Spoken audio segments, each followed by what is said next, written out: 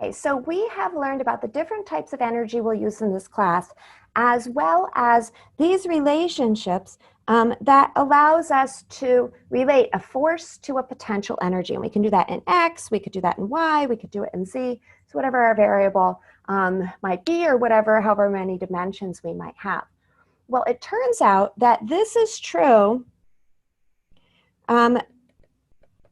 only for what we call conservative forces. So we're going to we're going to discuss the definitions of conservative and non-conservative forces. So non-conservative forces can't be derived from a potential energy. So there's not necessarily a potential energy function that is then going to be associated with the non-conservative forces. We sort of just lump them all into our delta U internal. So our conservative forces, by definition, so a conservative force is going to be one that is path independent. So conservative force means that the work done is path independent. So let me tell you what that means for an example. So one example is, let's say I just have a pen and I'm going to lift it in a gravitational field, and I can lift it straight up, or I can lift it kind of in a zigzaggy manner to the same location. So let's say this is y equals 0, and then let's say this is y equals h, and then let's say I have an object and I'm either going to lift it straight up along one path, or let's say I have that same object or an object of the same mass, and instead I'm going to lift it up in some crazy manner, and I end up at that same height. The change in the gravitational potential energy is the same for both. So the work done was the same for both. So that means that this then has work that is path independent. Meaning I could take a path, it doesn't matter what happened in between, it's just the beginning point and the end point, right? So that would be an example of path independent. Same thing with a spring. I could stretch a spring, compress it, stretch, compress. All that matters is where it started and where it ended up. That's the total change in energy of my system.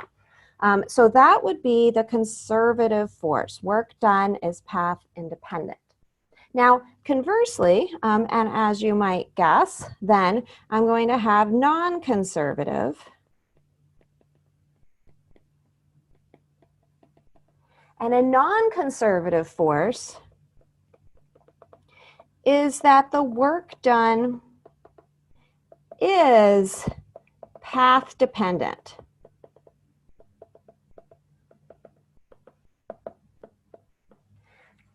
So a great example of this is friction, but really it's pretty much all resistive forces. So for an example, we can look at friction, right? And now if we do like a top view of a table, so we're looking down, say, on a table here, then what I can do is I can have, say, an object that I start over here and I'm going to move there. And if I move the object in the shortest possible line, a straight line, then I have some small amount of friction. But if instead I take my object and I move it along a crazy wiggly line to get to the same final location, I've now created a lot more delta U internal because I've taken a longer path, right? So in this case, work done is path dependent, right? It's the length of the path, and then that totally matters. So then that's going to be a non-conservative force. So in general, resistive forces like air resistance and friction, are non-conservative.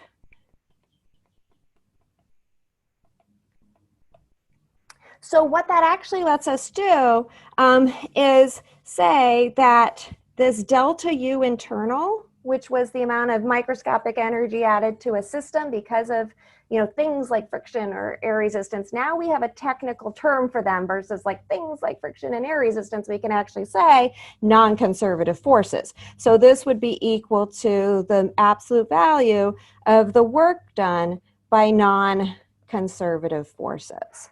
So the work done by non-conservative forces is negative because the force is opposite the displacement, and delta U internal is positive. But they have the same magnitude. All right, so that introduces conservative and non-conservative forces, which ones are path dependent, path independent, and how that then allows us to use a more technical way to describe the work done by friction and air resistance, etc. So all of these things that take energy from your system, those are our non-conservative forces.